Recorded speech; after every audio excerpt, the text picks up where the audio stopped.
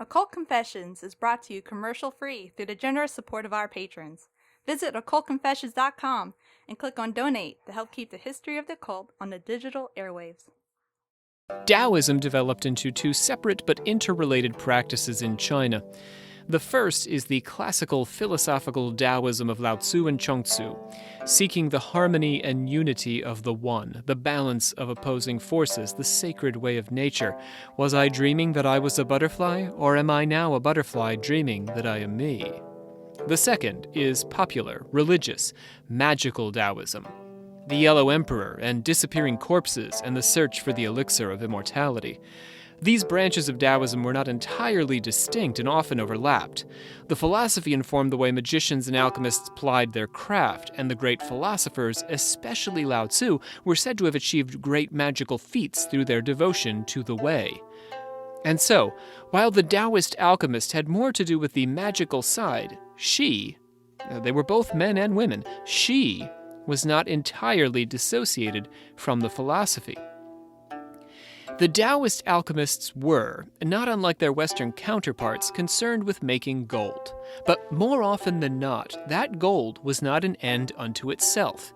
In ancient Chinese culture, money was considered an inferior pursuit to scholarship. The scholar alchemist sought to produce gold for the benefits it offered to his learning and the development of the elixir, not for wealth. Artificial gold was preferred to natural gold because of the spiritual effort required to produce it. Often, gold became the material for a vessel from which the alchemist might drink an elixir that would confer immortality. This elixir was often called simply the elixir, or the golden pill, or pill of immortality. Often, Taoist alchemists lived long lives, prolonged through their arts, and disappeared mysteriously at death, with the lower masters disappearing from within their clothing and the higher masters ascending bodily into heaven. Overcoming death in this way required great concentration, best achieved separate from one's fellow humans in the forest or the mountains. Our trope of the great Chinese master dispensing wisdom to weary pilgrims from a shrine atop a mountain is actually derived from the ancient Taoist alchemist.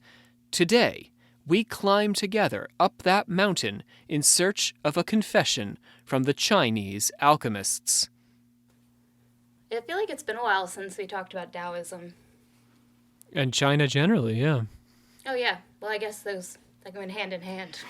Feels like this is the, generally, I love Taoism. I also love Buddhism, and I love, what's the other one?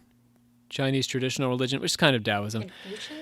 Confucianism, there you go. Good job. You were paying attention. Yeah. I was literally just talking to Ryan about that, not 2 days ago. We were just talking about that. Yeah. You were talking about Kong Tzu? Well, so we're watching actually, it's not related.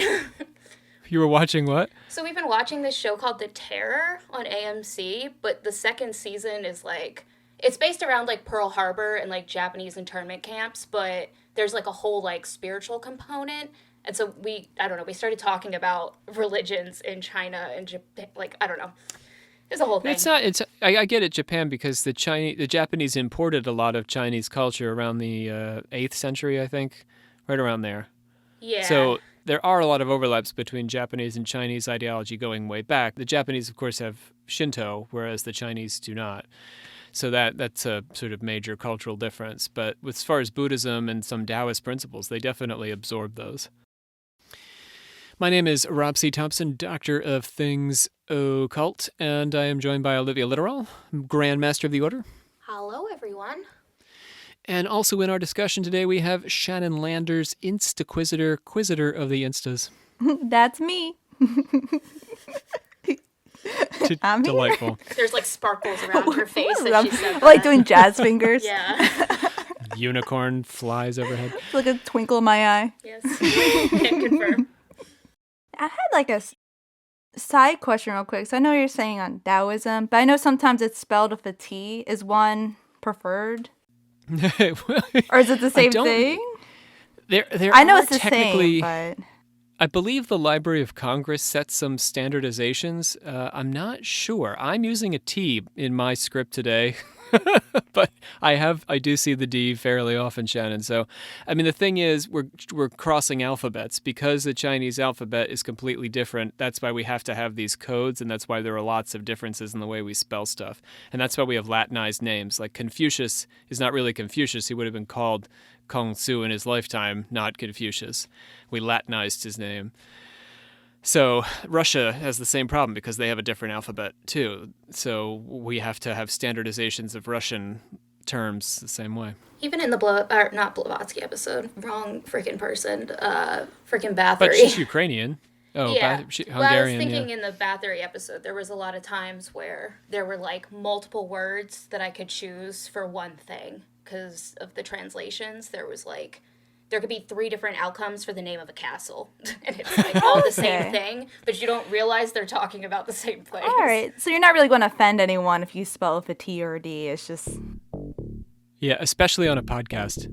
I think as long as you just say Taoism. If we just said it, and like the fact I'm pointing out the spelling, like, we would have been fine if I didn't do that. Our listeners love when we talk about spelling, Shannon. You are right. You are in their sweet spot here. They love spelling conversations. I'm glad I can bring up the spelling content our listeners have been dying for.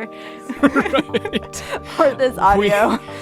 We the members of the secret order of alchemical actors do solemnly commit ourselves to a full and honest telling of the history of the occult as far as we know it. That felt pretty good. Rob and I were we're getting pretty good, I think. Oh, wow. I guess Shannon it's just been left. a hot minute. You kind of just have to like hesitantly power through. I was like, yes, I don't think we're matching, but all right. You have to half listen. Yeah. Half listen, all right. It's hard. Well, I was halfway there. I said half of it, so. Just quarantine things. Yeah. You half spoke rather than half listened. Yeah, I get this mixed up a lot. All right, we have got a big list today, Olivia, so let's get into it. Plug us on. Plug, plug, plug. So yes, we took an episode off for Olivia to go around the world and do the the interviews. So we haven't done the patrons in quite a while. So we do have a long list. I want to give them each a special moment. So ladies, can you help give them each a special moment for me? Yes, we'll give them all a little bit of love. Jenny C. Woo! Jeremiah B. Yes, Jeremiah. Jerome B. Okay, Jerome. Danny D. Okay, Danny, I see you. Tim G. Woo! Timmy. Wait, is it Timmy or Jimmy? This is actually pretty good. I made him Timmy. Oh, sorry. LV9 slime, which maybe is level 9 slime. Level 9 slime. Try level 10 slime. Mary G. You are a G, Mary. Katie, which is a name that's near and dear to my heart because I have dated many women named Katie and then married one. Hell yeah. I did that one. Andrew T. Okay, Andrew. I'm running out of things to say. Shannon, you started off so strong. Okay, but I've got one all on my own here. Andrew T and Jared T have the exact same last name. And I don't know if they're related or what, but they signed on to Patreon right one after the other. Should they just get married? If they're not related? They're basically there. Like they don't have to change if you're on names. if you're on the Occult Confessions Patreon and you have the same last name, you might as well just get married. Is what we're trying to say. I mean, that's we'll why be alerting all our patrons who have the same last name. I mean, that's why people listen, right? For the spelling and then also define couples. Yeah, we're also matchmaking their significant our other. Patreon. To meet their mate who already has their last name. Saves time on the monogram. It's a specific market, but... Anna Maleficium, Anna who goes by Maleficium, yes, we know her well. Anna, yes! We got another bump from Cat Daddy Welts because Cat Daddy is the best. And I asked Cat Daddy if he had any words for our listeners, and he's a very modest guy. Didn't feel like he wanted to take up time on the airwaves. He said, just keep it smart and spooky. Okay, Daddy, I see. What do you see? I see him. Oh, okay. You see him. Yeah, I see him. You see his soul. I You do. meet him. I see him for him. On the astral Cat plane. Daddy. And last but not least, we have Judas and Magnolia. Oh my Judas and God. Magnolia. Yeah, so these very cool people. I've actually Is that a band? It sounds No. like... It is a occult themed magic act. Yes, and now our patrons / friends. Oh. So Wow. very cool stuff. I'm very intrigued. We have so many friends. We do have Judas- a lot of friends that we just named. I connected with Judas on Facebook, and from what I can tell, I'm calling him Judas because that's his stage name. I love that. You connected with Judas on Facebook. Yes, the Christians are tuning out Christian by the Mingle who? scores right now. Yeah, that's who needs Christian Mingle when you can connect with Judas on Facebook. But there's going to be this sort of like a very philosophical, existential mind reader show that he's planning for the future. So very cool stuff. All right. Because that took so long, Olivia, I think we shouldn't be plugging any other things. Listen to the Dark you Pool. wanted everyone to have a moment, so... Listen, I know, and they deserve it. Listen to the Dark Pool. Continue to help us here because we're doing reasonably well on Patreon. And now we've got our eyes set on our next goal, which, according to the promises I've listed on that goal, will include us creating more content. So somehow we will achieve that. So there would be more episodes, I guess, if we can reach our next target. So by all means, keep signing on. All right, Olivia, bring us on out of this. Plug. Ooh, golf claps. Golf claps. Golf claps. Here we are. This is the end of our conversation about alchemy. I did want to take this to an international direction because we've been very Western occultism for the last 4 episodes, and after I do that for so long, I start to feel a little claustrophobic. I gotta get out, stretch my legs. And it has been a while since we've gone to China. I think probably the healing series when we went to we did Chinese medicine. The last the talking about like the White Lotus. Like, that's the last I remember, I think. Oh, that was the Warfare series, the White Lotus Society. Oh, wait, we actually... Oh, we did. We did yeah. Chinese medicine. That's right. We did, yeah. So today we're just going to sort of try to give an overview of how Chinese alchemy works. It's a really interesting system, and I think I know we have a lot of our listeners are very interested in alchemy. You'll see connections between what the Chinese are doing and what the Westerners are doing, but you're also going to perceive all kinds of glorious differences, which I hope will open and expand minds.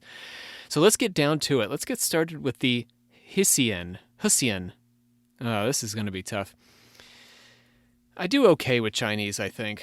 Because I've been to China, I've heard them speak, I've internalized at least, again, the confidence, if not the actual skill. Zhu Yan is perhaps the earliest philosopher directly associated with alchemy, although none of his writing has survived, only writing about him, so it's impossible to say whether the association was legitimate, meaning the association between Zhu Yan and alchemy. What was that word you taught us before where that means that like when we know about people not through their writing but through other people's writing of them? Oh, that's pseudographia. That's when somebody writes and uses somebody else's name. Oh, okay. Sorry. I don't know if that has happened to Zhu Yan. It's too deep for me, but it's possible that people wrote using his name. But in this case, yeah, we only know what people have said about him. It's almost like Jesus, right? Like we've got like a smattering of quotes from Jesus, but mostly what we know about Jesus comes from Paul and, the folks who wrote about him 80 years later, 90 years later. So this is actually a lot like Zhu Yan, really. Jesus is a nice correlation. So even the quotes, right, would have been remembered 50, 60, 70 years later. So this is the same deal with Zhu Yan. So he lived in the state of Qi roughly 300 years before the Common Era. After his death, he was called a Fangxi, but his work in magic is difficult to discern as a historical fact, and many believe that he inspired subsequent Fangxi, but was not one himself, meaning magician, Fangxi. In ancient China, the Fangxi, or masters of astrology and esoteric arts, included among their various pursuits an effort to create the elixir of life. Classic alchemy. Classic Chinese alchemy, I'll say that. Centuries after their deaths, these fangshi were credited with earlier alchemical methods, although there's no clear evidence of their direct contributions to alchemy. Getting back to your pseudographia, Olivia, we're like, oh yeah, the fangshi did this because it makes it seem more legitimate, just like we would say Albertus did this because it makes it seem more legitimate. So in other words, when we look for alchemy before the Han Dynasty, a couple hundred years after the year one, we can only speculate, although there are traces of seeds among these ancient magicians.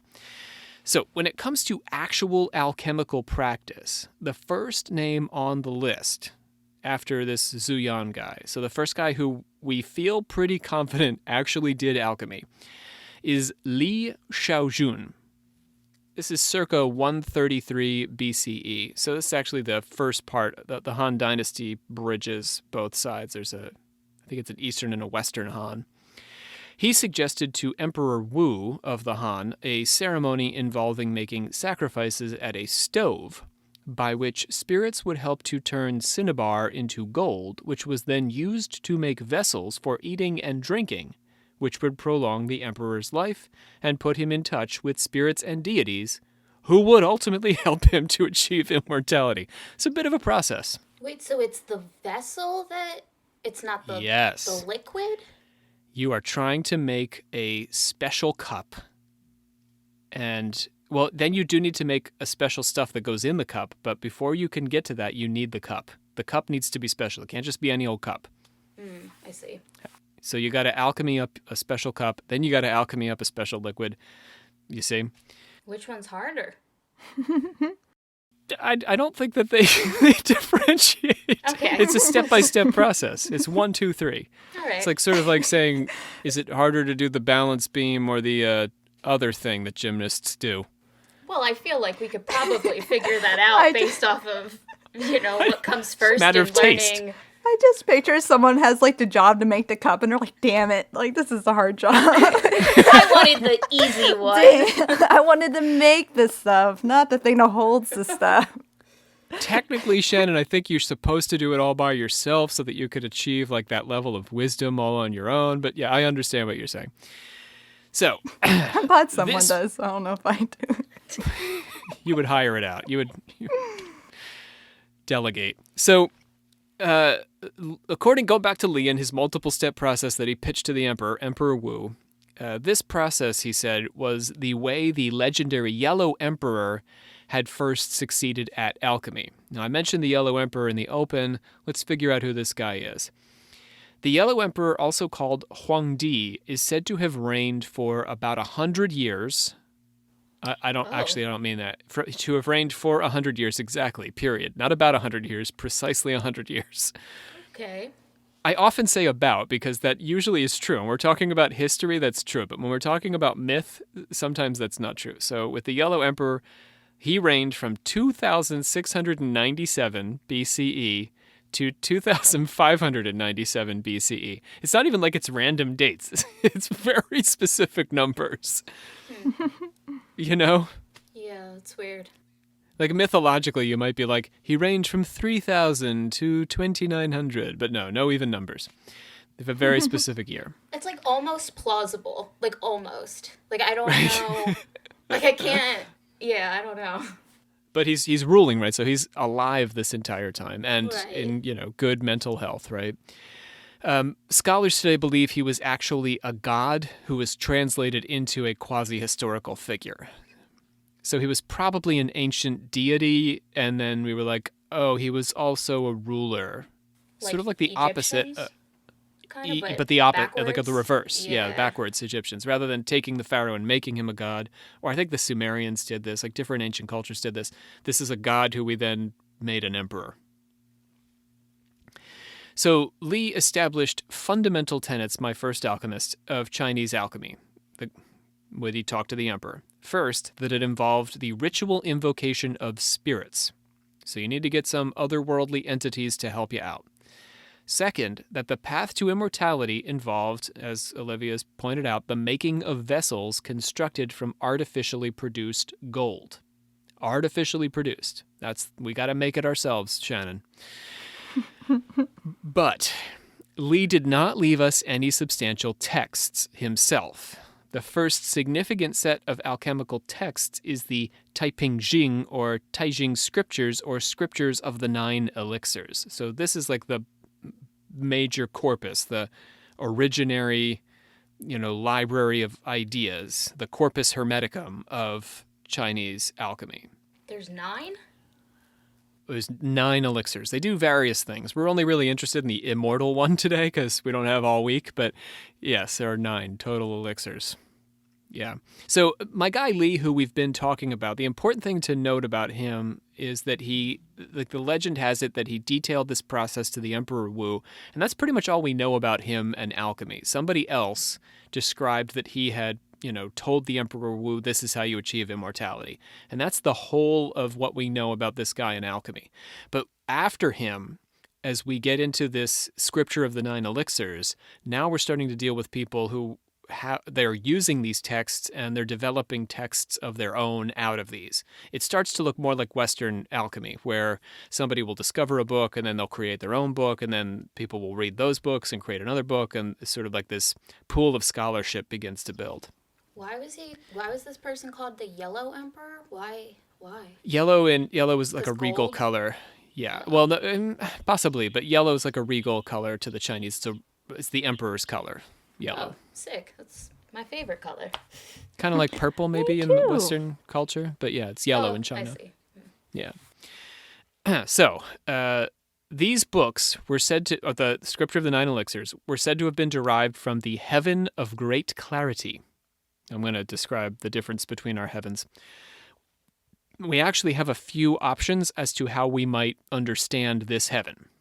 The heaven of great clarity might be an external place about 40 miles above the surface of the Earth, right around where Charles Fort's Super Sargasso Sea would be located. Or it could be an inner place residing within our own minds and bodies, which is easier for us to accept these days. So your heaven of great clarity lies within, Grasshopper. I feel like I'm going to say that a lot today. I don't know if I apologize if it's offensive. I hope it's not. I know, who knows? It's a kung fu movie thing, so what can you do? Then it's a trope. Karate Kid's offensive. Well, maybe it is. I don't know. Who am I to say? Mr. Miyagi? I don't know. Mr. Miyagi feels like a positive character for good. Cobra Kai maybe seems a little bit of... Anyway, let's continue. I haven't seen it. So, we are going to get into that stuff a little bit. What are we talking about? I have no idea. The heaven of great clarity. Yes. So, the texts were written by the gods and goddesses in the heaven of great clarity, initially as manuals for each other. So the gods, were writing out for each other, this is how you make these 9 elixirs, just in case. So they're all trading recipes, essentially. So then the gods translated these texts for us humans, but they did it in a way that obscured their deeper meaning. However, they weren't like, we have to obscure the deeper meaning and keep occult secrets from humans. They were more like, humans will never comprehend the, complex mystery of these 9 elixirs. So we're going to translate our text, our recipes, in such a way that humans can get it. It's the only way they can understand it, and it sort of incidentally obscures the deeper meaning of the text. Does that make sense? Yeah. Why would they want humans to have it? They're not like the Greek gods. They're okay. not trying to lightning bolt us and turn us into cattle and stuff. So, the text passed from the mysterious woman, capital M, capital W, the mysterious woman, to the Yellow Emperor, to the mysterious master, capital M, before being disseminated to the rest of us humans. So, mysterious master, I believe, is on the more human side of things, but the Yellow Emperor is sort of quasi-godlike because he became a god, according to the myth. And then the mysterious woman is a goddess. So the goddess passes the recipe to the Yellow Emperor, who passes it to this, great sage, the mysterious master, who then passes it to the rest of us. The mysterious woman was, which is, I think any woman, right, would love that title, right? 100%. Capital M, capital W. Yeah. Mysterious woman. It'd be great on a superhero outfit, even the M and the W, they go nicely together. Mysterious woman was, or I don't know, a cult tattoo, I don't... I'll work on it. Change our titles real quick. Yeah, think about that, Olivia, when we develop our tattoo. So... Yeah, when we go get tattoos, Rob, I'll hold you to that.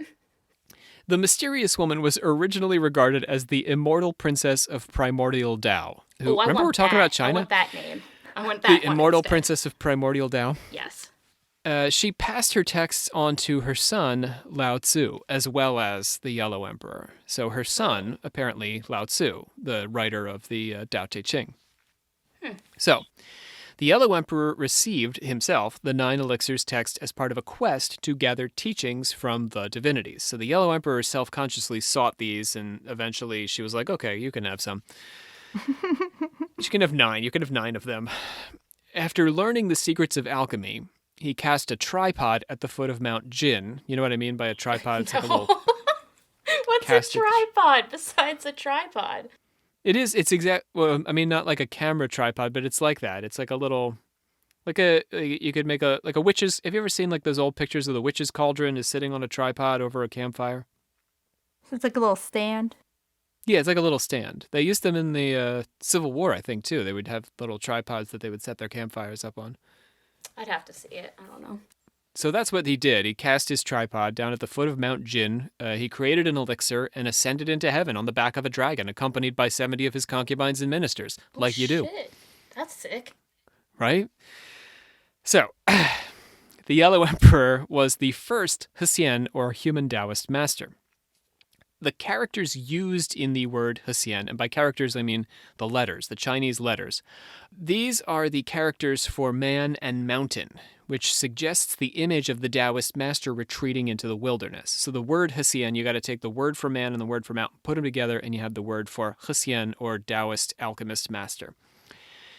The Hsien extended love to all things, harming nothing. So vegetarian. There are 3... I don't know. What? There are 3... Not even vegan? Well, actually, these guys are more hardcore than vegan, so you just wait till you hear their diet. So there were 3 grades of Hsien, although it's really more like 3.5. So the lowest is the corpse-free Hsien, who vanish at death, leaving no body behind. Those are the guys where you look in their coffin and it's just their clothes. The next level up is the Earthly Immortal, who lived in the mountains separate from humankind, but still in a spiritualized physical body. So these are like your master. Yeah. They live 300 years. That's your kung fu movie guy with the long white beard sitting on the mountaintop. Or like Kill Bill, I guess. So a subset of these earthly masters is Watery Masters. This is when I said 3.5. It's the Watery Master. So remember from Chinese medicine, we have yin nature and yang nature. If you have more yin than yang, you, instead of becoming a mountain master, you become a water master because you're more, I guess, passive, feminine energy, and you go and live in the water as an aquatic master. So the third level, the highest level, is the master who ascends bodily into heaven. Our Yellow Emperor, often on the back of something cool like a dragon or a crane. Not a crane like, a construction crane like at the Bird. Dragon would be cooler, but and the crane. I mean, I guess a crane would be more elegant. Yeah, I'm still on the dragon optimally, but whatever. Now, since we're talking about corpses a bit here, and we are, I kind of want to take a moment here. Did you notice we were talking about corpses? Yes, now I do, for sure. If I didn't. Vanishing corpses. Or bodies that live forever. So I want to take a moment here for the very interesting case of a woman named Zinzui. So this is a bit of a tangent, so you've been warned. Zinzui is the Lady of Tai, and she lived during the Western Han Dynasty around the year 130 before the Common Era. So that's 130 years before Jesus. Her body was buried in a nested series of 4 coffins. This is all true. None of this is mythological. This is actual archaeological truth. We've dug this woman up. 4 nested coffins, each enclosing the next, and she was disinterred in 1968, having been remarkably well preserved. Listen to this. Wait, the coffins were inside of each other? Like, yeah, you're saying? yeah, like a nesting doll. Oh, I yeah. see. But you're like the tiniest doll in the middle of your Right. 4 coffins. Okay. And you're not a coffin. You don't open up.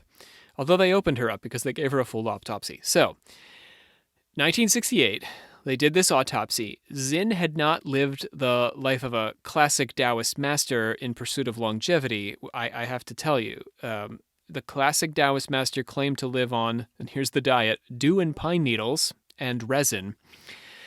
The Lady of Tai, by contrast, enjoyed relative luxury throughout her 50 years. She had her own musicians to perform for her and ate very well, so much so that she suffered from a fused spinal disc, likely caused by the weight that she put on. These facts were derived from the copious evidence offered up in her physical remains. We could actually see all these details about her, and her corpse is 2,100 years old. After nearly 2,000 years in her coffin, her skin was intact, along with her organs and blood vessels. And listen to this, her eyelashes. She even had toe prints and fingerprints that they could discern. What? And here's where the alchemy gets involved here. She had been preserved in an unknown acidic liquid containing magnesium that had also been injected into her arteries. Her physical body's longevity was a product of some kind of ancient alchemy. Fun fact, her husband and son had also been very well preserved, but curiously, with completely different stuff. We just don't know what that stuff was, because it was 2,100 years ago. Huh. Isn't that interesting? That's so weird. Are they, like, culturally, is that normally what they did with, like, their dead? Did they, like, preserve and then... The Chinese are not... They're not like the Egyptians, where they're really known for these complex I thought they cremated. Maybe that's just processes. The India is most associated with cremation. But there was this emphasis, I think, if you had the money in preserving the body through these alchemical means, because there was a thought that the preservation of the body could lead to a kind of immortality.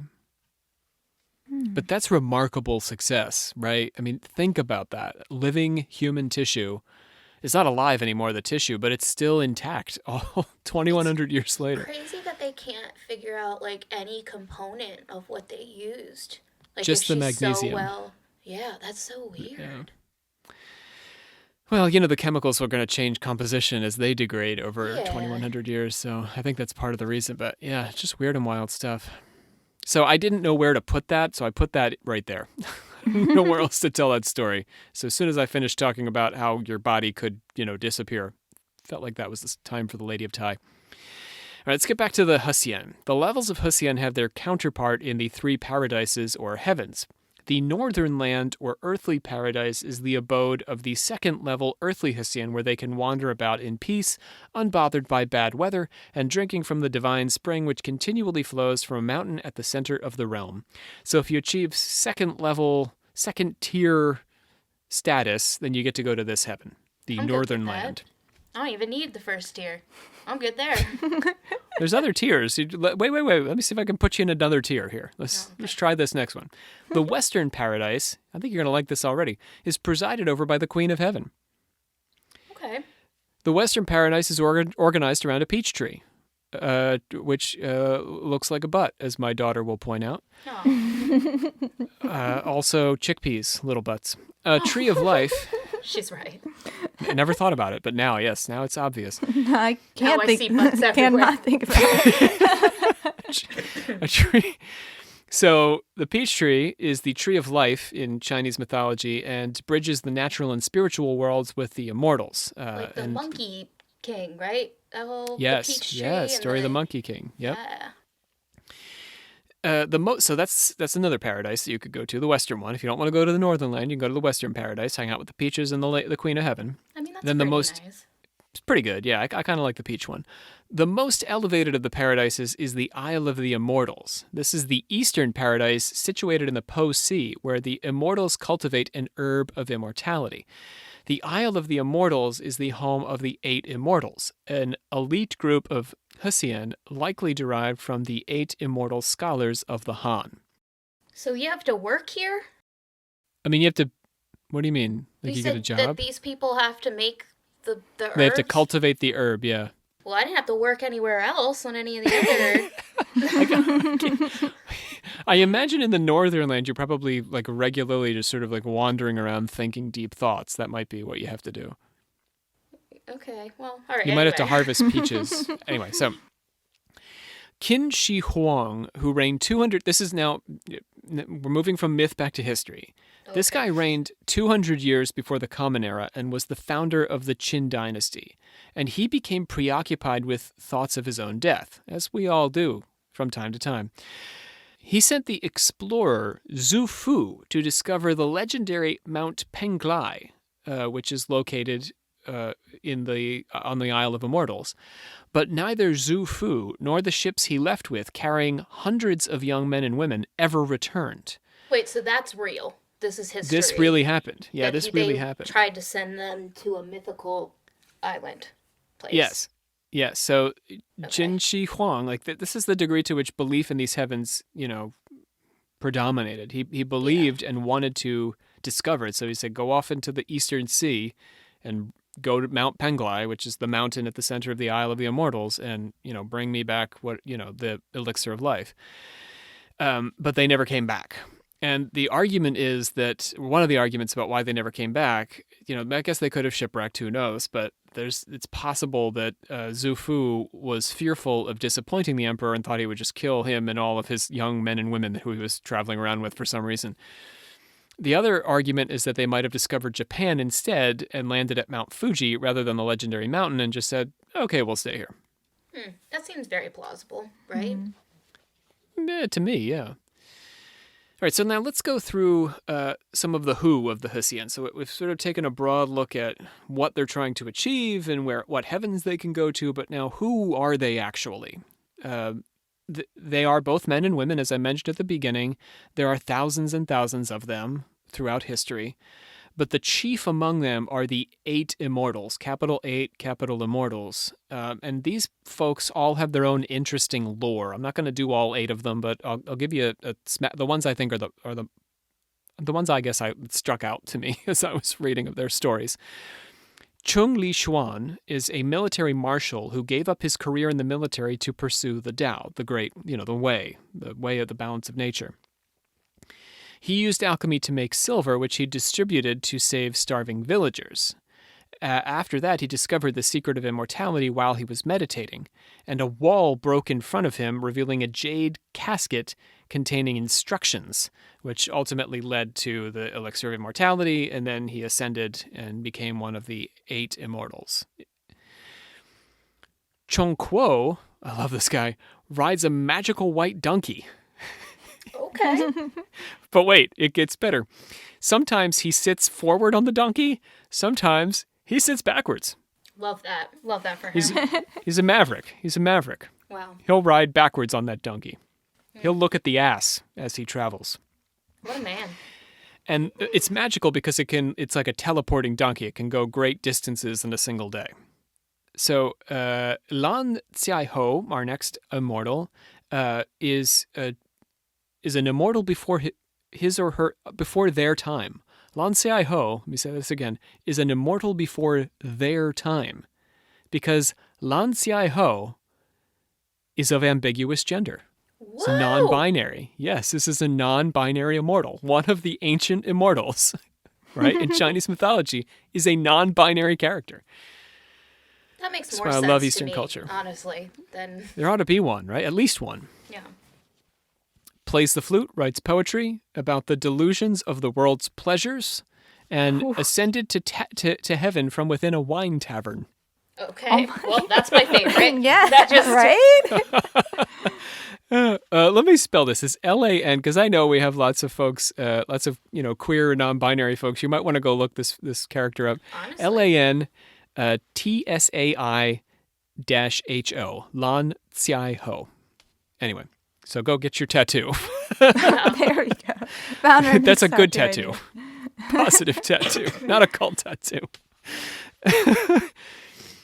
Hsian Ku, is the last one I'm going to mention, is the only strictly female of the 8. But there's only 8, so one non-binary, one female. It's not too bad for the ancient world. But she lived on rainbow powder. Oh, okay. That's all which she made from oyster shells and moonbeams. Wait, you mean like consumed or Yes. lived on Yes. top of? No, she lived on it like I live on hummus and granola bars. She That's lived a on mood. And pepperoni, those little pepper things. You love Pepperoncinis. Yeah, you live off of those bitches. But yes, like I live on those foods. She lived on rainbow powder, and that she made out of oyster shells and moonbeams, which I guess she mixed together. That's pretty cool. She flew back and forth between her home village and the mountains, and eventually just ascended to heaven in broad daylight. Oh, cool. Yeah. So that's just what did I do? 4. That's 4 of the 8 masters. That's pretty good. This is how the Hessian get to heaven, or achieve immortality of some way. So those guys are all the 8 great immortals because they just shot right up into heaven by the time they'd achieved the secrets, and they became the great 8 that everyone aspires to be like. These are all complete myth people, right? I Or don't- are they based off of real people, maybe? Or do you know It's what so I mean? far in the distant past that it's hard to tell. But there's like really interesting details, like the white donkey and the girl flying back and forth between her village and the mountains and the wine tavern with Lan Xiaoho. So those sort of make us feel like there are real people hidden somewhere inside of these grand myths of the 8 immortals. I was just wondering. But who knows? Yeah, the answer is who knows. So through their Taoist meditation, diet, breathing, sexual exercise, or alchemy, the Hessians spiritualize their bodies such that they are able to achieve feats much like a spirit. So what you do is you spiritualize yourself. Your physical self becomes spiritualized. It's not the same as like abandoning your body and astrally projecting. You transform your body into something more like a spirit so that you can fly, change shapes, and walk through walls. You can appear young or old. You can cross great distances in a matter of moments, sometimes with a white donkey. And this all goes back to the fact that Chinese thought does not separate the body and spirit as strictly as Western philosophy and religion. For us, this is like hard to wrap our heads around, that the body becomes spiritualized. But for the Chinese, body and spirit are interrelated, which allows the Hessian to spiritualize the physical or bring the physical into the spiritual realm, to sort of cross the two and create a blend. Does that make sense? Kind of like you can't have one without the other. Is that what you're saying?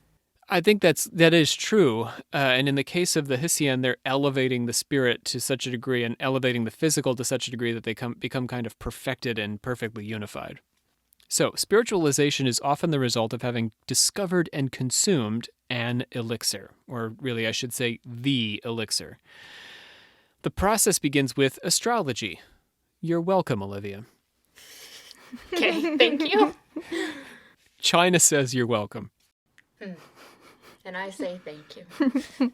Oh, now we're going to talk about a female alchemist. This is like a Women's History Day, too, in China. So the story of the first female alchemist, who was called only by her family name, which was Fang, Mrs. Fang, shows that the astrological conditions of one's birth can determine their success at alchemy. According to Chinese astrology, at birth, the spirit enters the body through a particular star and exits by the same star at death. So you can see how the alignment of the stars at your birth influences your life. Time of day further determines whether your fate has a yin or a yang nature. If you're born in the daytime, you have a yang nature, which is me and my child. We're both daytime babies. A nighttime baby is yin. Do you guys know when you were born? I think I was born at a weird time in the morning. It was like, Then you had your daytime. or maybe I was at night. I don't know when the fuck I was born. I feel like it was 6 something, but I don't know if it was at night or in the morning. You feel pretty yangy to me as a rule. Thank you. I guess probably if I had to pick one I gravitated towards. I would guess you're more of a daytime baby. So, Fang was married to. So Mrs. Fang, getting back to Mrs. Fang, she was married to an alchemist named Cheng Hui, who, as part of the imperial court of Huangmeng Lang, served as a kind of as a court alchemist. Cheng had studied an alchemical text very deeply and had been trying and failing to produce an elixir when Mrs. Fang threw a substance from a pouch that she just happened to have on her into his alchemical vessel while he was doing chemistry. So, I don't know, it's like when you walking by your boyfriend and he's playing some video game and you grab the controller and beat the level and then you just drop the controller and keep walking. Yeah. Because as soon as she tossed that in, it made silver. This guy had been trying at this for like 2 years. Oh, he was pissed. You know he was so mad. He was pissed. He was amazed and asked how she had done it. And she explained this. It cannot be gained unless one has the right destiny. So basically, your astrology determines whether you are fated to be able to achieve this. The reason she could add that substance, like even if she just gave it to him, was like, here, you put it in, wouldn't work. So Cheng begged and bribed and whipped his wife to get her alchemical secrets out of her. And missed the larger lesson, right? Which was about astrology. He eventually drove her mad, and she ran out into the street naked, smeared herself in mud, and died. What the fuck? Oh my gosh. Yeah. It is possible to use alchemy to overcome your astrology. So let's say you're born and the stars just aren't in your favor. You don't have Mrs. Fang's good stars. You can overcome that, but this requires intense spiritualization to overcome your destiny. Having the proper destiny or spiritualizing yourself beyond your destiny is step one to be able to create the elixir. Got me? So step one down, have the right destiny. Be destined to do it. Or get over that. Did she say, like, when, like, specifically, like... Which signs or like, what that time of window year? is? Yeah. No, I've told you everything we know about Mrs. Fang. Okay. Right. So after you consult the astrological charts to make sure the conditions are correct according to the stars, the alchemist must then retreat to a sacred mountain. Then you can begin a special diet. You have to stop eating meat. Also certain cereals. They're really not great about certain grains. And then, sorry, you got to quit drinking. A specific mountain or any sacred mountain? You really just have to get away from people. Got it. The rules are a sacred mountain, but you got all kinds of options. Be a hermit. Yeah, you got to get away from people. Got to get away from people, alcohol, and certain grains. I could do this so far. Okay, so... Olivia sold. I mean, you know, if I feel like it, I guess. There's then a ritual purification involving perfumes. That probably just makes it more appealing to you. Not really. I'm not about the perfume life, but... No? Really? I never have worn perfume in my life. No, I guess it depends All on how you it Wiccans smells. love those baths. I'm sure bitches love baths, but I'm not one of them. I never knew that about you. Well, it doesn't really come up very often. Hey, do you ever Do you enjoy do baths, magic Olivia? baths?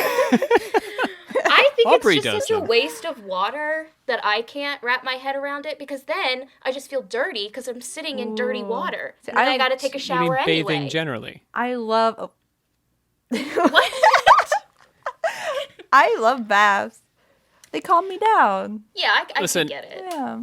I know from Instagram that there are people listening to us as they are taking their Wiccan bath right now, and I want to tell you, enjoy that bath. Don't let Olivia take this away from you. Girl, add some I more am bubbles. here for your bath. Or boy, whoever you are, add some more bubbles. Get some real good bubble texture going. I like to think they all have little rubber duckies. Tiny Yeah. little witch hats. Yeah, they all have rubber duckies with witch hats, yes. And there's probably someone in the tub right now who's like, holy shit. How does she know? Please send a picture of that. Yeah. Just a little rubber Men ducky. often required assistance from their wives, by the way, because the wives' yin energy was essential to balance their yang masculine energy behind every good male alchemist.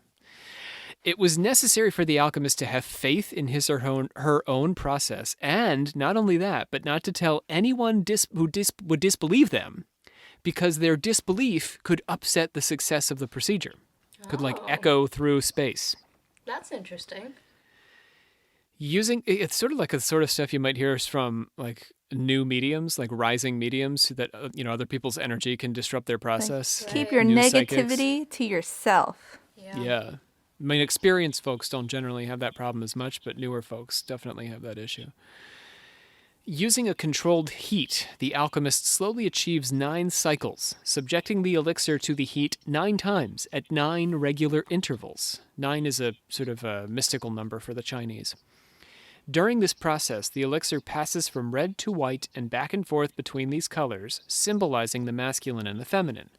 The red often comes from the use of cinnabar, which is, I've mentioned it before, it's a naturally occurring source of mercury and can be very difficult to refine. So the Chinese also love stuff that's difficult. If it's difficult, then it must be important. The logic of how and why to manipulate these substances goes back to theorizing around the 5 elements or wuxing. In ancient Chinese thought, earth was a base element from which the other 4, wood, metal, fire, and water, arose. My acting students and you guys will be very familiar with these because I use the Chinese elements in a lot of our devising and improvising exercises. Yes. Water was always my favorite. Not wood? You didn't love being wood? My theatrical rituals often utilize the Chinese elements. So, this fundamental unity is what allows for alchemical transformation. And oh, by the way, having done this research, I have so much more stuff for us to do on stage. Once we can get back to a stage. Nice. The elements exist in a cycle. Wood produces fire, as in a campfire or a hearth. Fire produces earth, as in the ashes left behind. Earth produces metal, as in the ores from which we can refine copper or silver or gold. And metal produces water, as in condensation of water vapor on the surface of metal. You following me? I like that. Finally, water produces wood, as in, can you do this one? Wait, How does water produce? Water produces wood. The last piece of the cycle. How does water produce wood? Because it grows plants? I don't know. Yes. Yeah, trees. Wow. Yeah, exactly right. I did it. Not just any plants, but trees, because we're looking for wood here. That's what I meant, but it's fine. We can also reverse the cycle. Like, the cycle can go many different ways. So I'm just going through 2 of the ways the cycle functions. So we can reverse it with wood depleting water, because the trees suck up the water. Water rusting metal. Metal mining, depleting the earth. So when we mine for metal, we deplete the earth. Earth extinguishing fire. We can put a fire out by kicking sand on it. And fire burning wood. Oh, I like it that way. Goes both ways. Of course you do. What do you mean? I don't know. I just felt like that way made a lot of sense to me. Not that the other way You like the destructive rather than the creative. Is that what? Oh, I guess you're right. Yes. You're the bulldozer. Does that mean anything bad, though? Like in their context? I don't think so. It's just... No. Okay. It just is the way it is. I mean, the Chinese are very like, that's how it is. There's no good or bad. That's cool. So each element is both yin and yang and is associated with a season and a planet as well. Wood is spring, also the planet Jupiter. Fire is summer, also the planet Mars. Earth is the end of summer and also Saturn, so summer gets a couple. But I get that. Like summer proper, June versus late August or September, like those are very different experiences. So I hear that. Metal is autumn.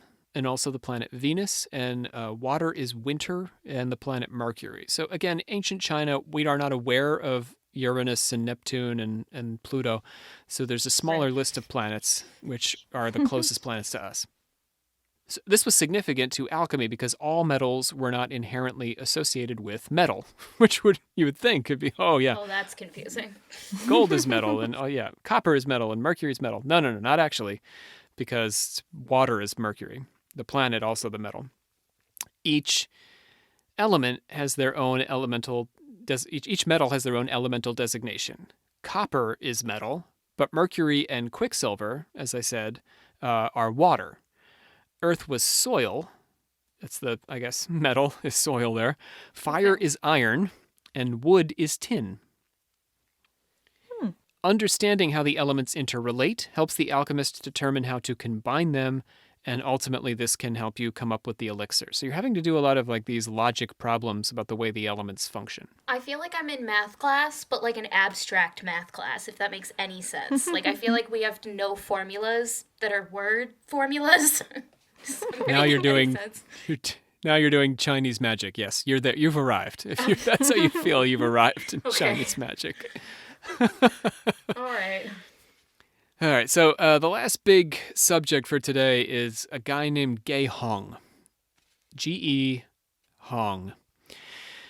The story of the 9 elixirs sort of picks up with Ge Hong, who brings them into the modern, or I guess early modern age. He wrote the inner chapters of the Book of the Master Who Embraces Spontaneous Nature in the 4th century. If that sounds like a long title, you should read some of the things John Dee wrote. So it's actually a pretty restrained title. Although it seems Ge Hong wrote the book before he'd conducted any alchemical experimentation, his work has been regarded by subsequent alchemists and modern scholars as a central tome on alchemical processes. Ge Hong's family appears to have been the only ones to possess the Taiping scriptures, the scriptures of the 9 elixirs. So how is that? So if we go back generations, his family were the only ones to have these books for a while. How did that happen? His lineage actually goes back to a master during the period of the era of the 3 kingdoms, which happened after the fall of the Han dynasty. It was during this time that the legendary Taoist master Zhuo Si lived. The alchemy he practiced involved elixirs, also controlled breathing and Taoist sexual exercises. He learned it, at least in part, from scriptures he discovered in a cave. He visited various courts in the 3 kingdoms, but is most identified with the feats he performed for the warlord Cao Cao. So by warlord, we mean that during the period of the 3 kingdoms are ruled by these separate, warlords. The China sort of divided into these civil warring factions. So what miracles did he perform for Cao Cao? He fed the court on food and wine that he produced magically. He teleported to bring the warlord ginger. And when Cao Cao grew suspicious and envious of his power and attempted to execute him, Zhuo Si escaped by walking through a wall and hid from the warlord's soldiers by causing everyone in the market to look like him. Oh. Weird. It gets even weirder. He hid in a flock of sheep, and the soldiers thought they'd caught him when a goat stood to talk to them. So they chased him into this flock of sheep. What? And then suddenly this goat stands up on its hind legs and is like, hey, what are you guys looking for? And they're like, oh, that must be the magician. We know. It must be him. He's the talking goat. And so they're starting to head into the field to arrest the talking goat.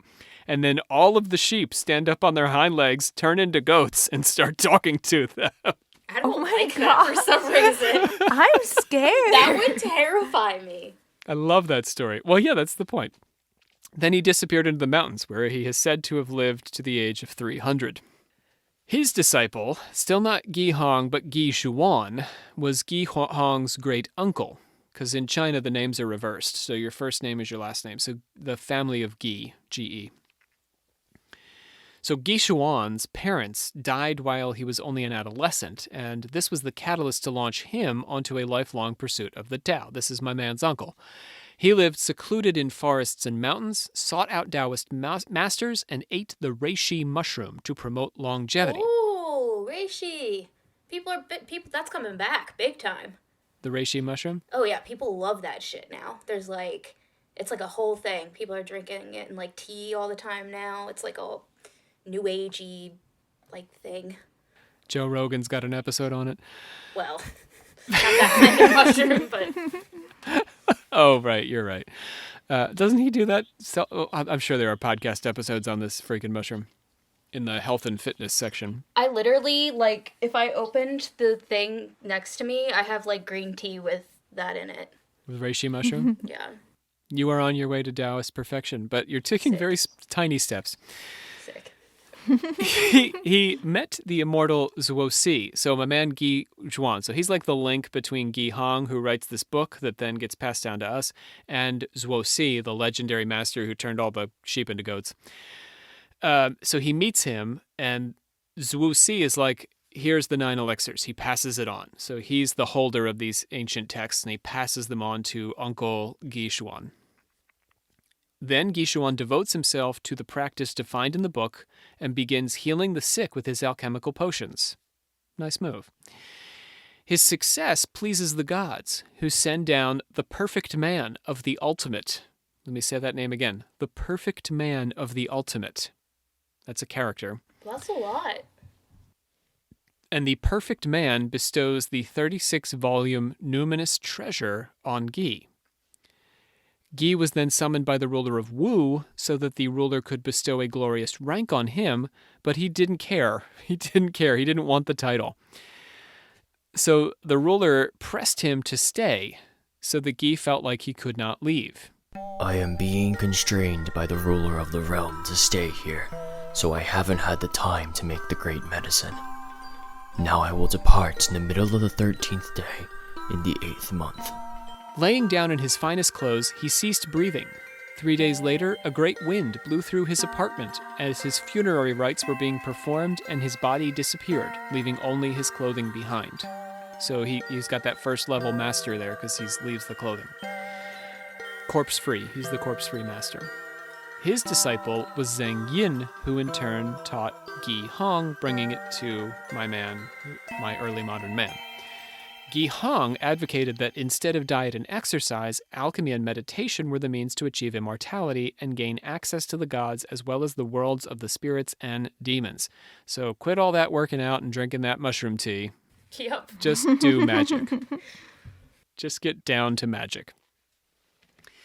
Ingesting herbal remedies may prolong your life, but it is no path to immortality itself and has no impact on otherworldly beings. So you can't manipulate spirits or protect yourself from spirits just by drinking that reishi mushroom.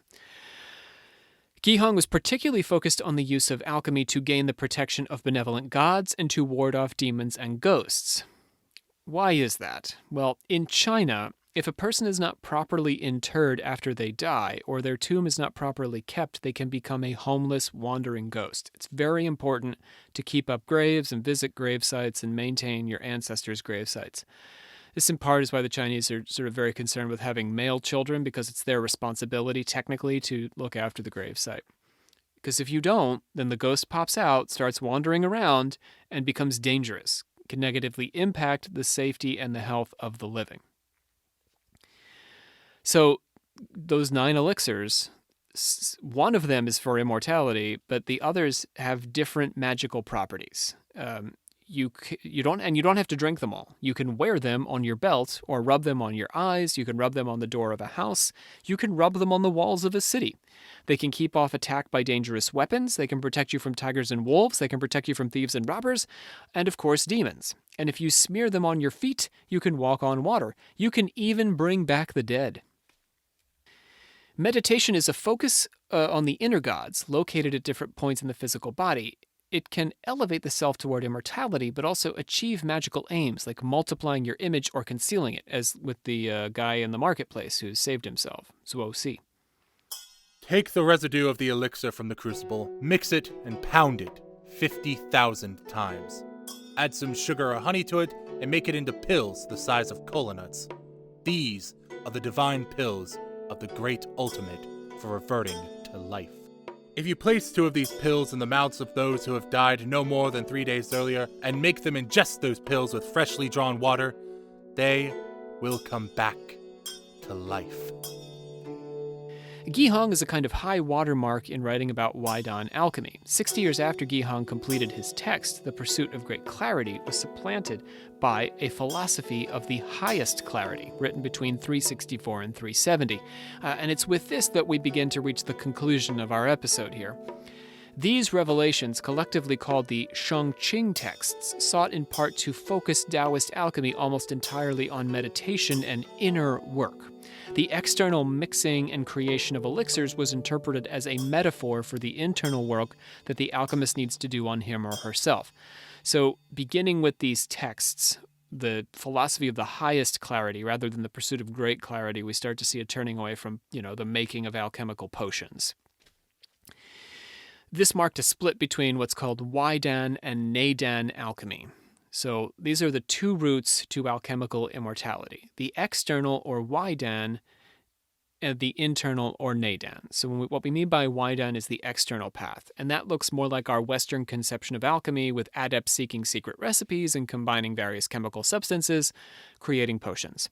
Neidan is focused on the individual, cultivating what are called the 3 treasures: the physical energy of the body, the natural energy of the universe, and the spirit. Western alchemy, what's interesting about this, and I'm sure our Western alchemy students out there are catching this similarity, has had the exact same division, with alchemists attempting to cultivate themselves, believing that their personal spiritual elevation determined the success of their experiments with material substances. And so we can see this direct correlation between internal and external alchemy sort of emerging independently in both areas, without any clear explanation for why it's showing up in both places. And that, my friends, brings us to the end. With the rise of Neidan, we come to the end of our story of the origins of Chinese alchemy and the way of the masters to achieve the creation of the great elixir and to ride into heaven on the back of, in Olivia's case, a dragon, in my case, an elegant crane. Shannon, what would you like to ride on? Ooh. Can you only choose between the two? I guess that's No, all there was. you could pick another thing. A Oh, I crane or didn't a know we dragon? could pick anything. Oh my Too late. gosh. We picked a thing. Shannon's the only one. She's got the big choice. Can I pick a salamander?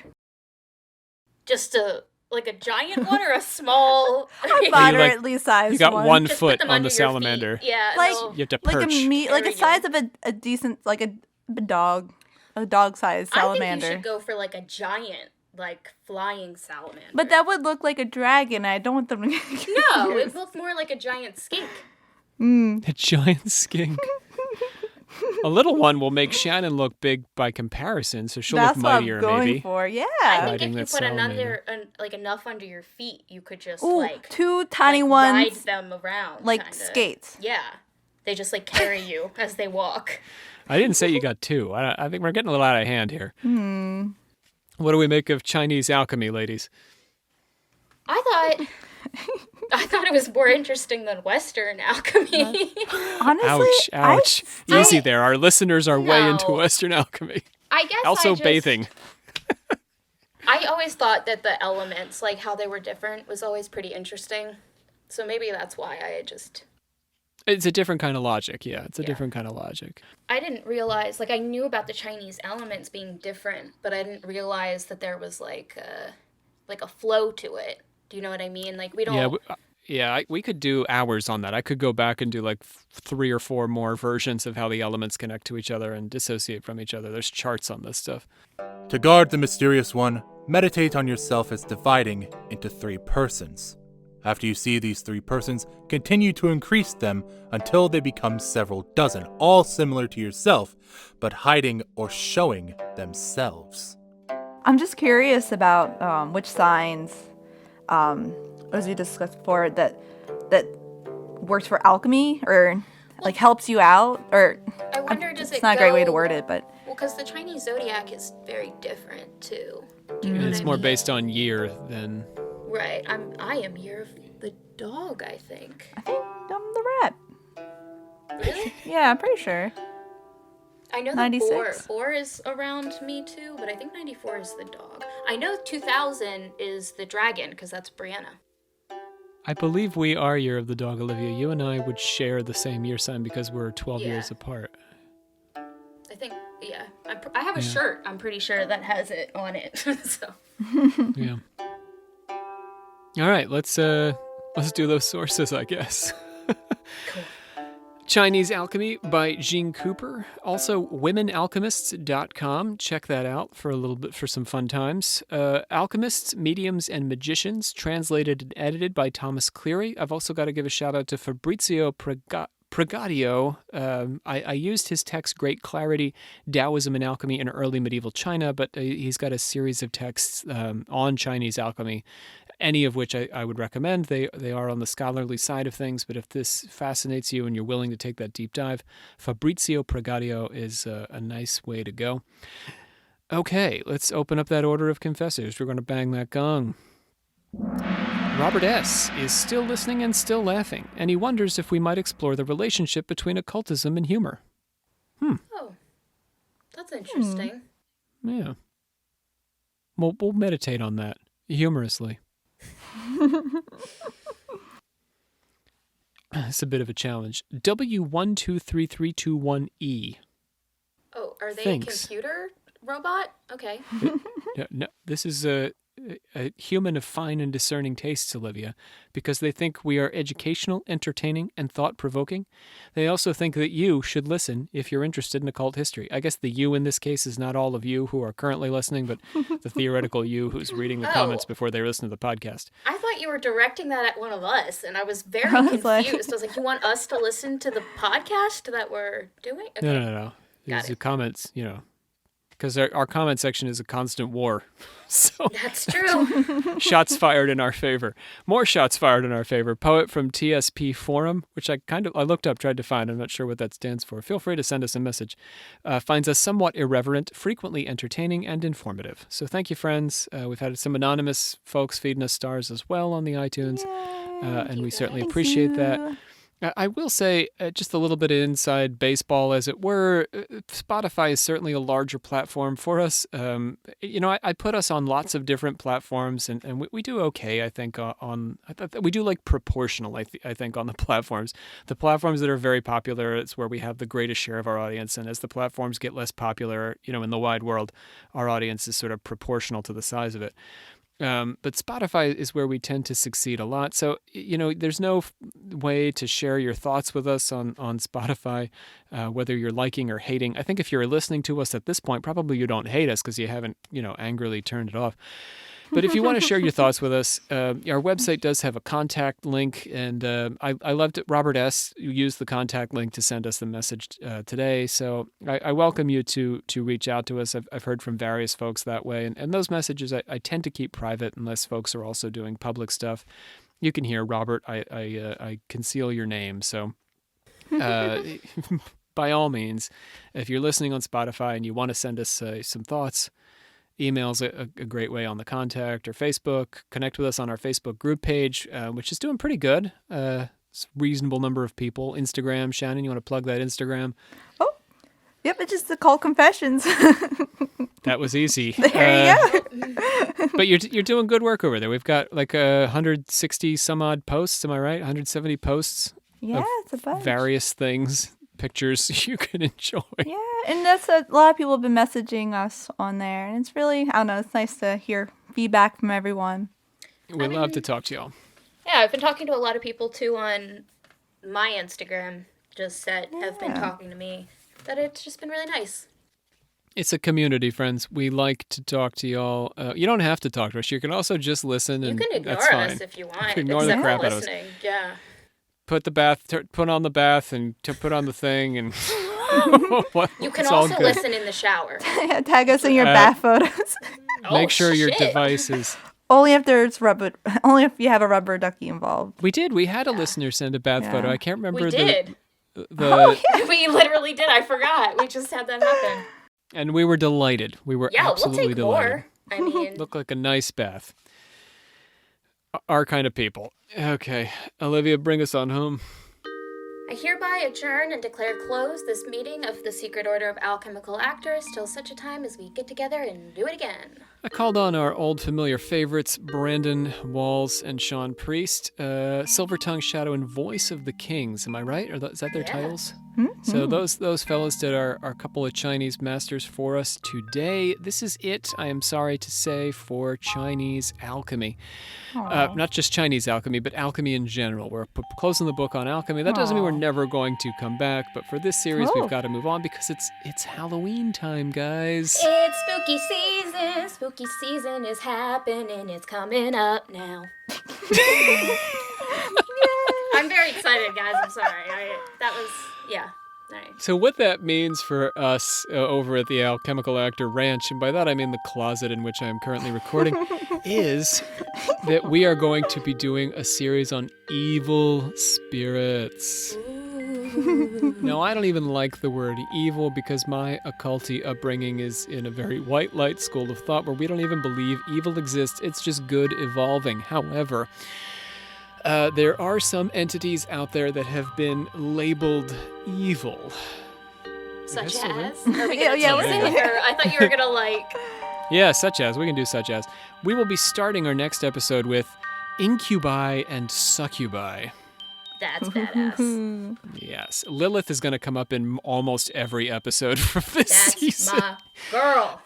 I'll just do it all. We're going to cover Jinn, the genies. We are going to, which are actually they're a bit neutral, but there's evil and good Jinn. We're going to cover vampires. We're going to do that for Halloween, of course.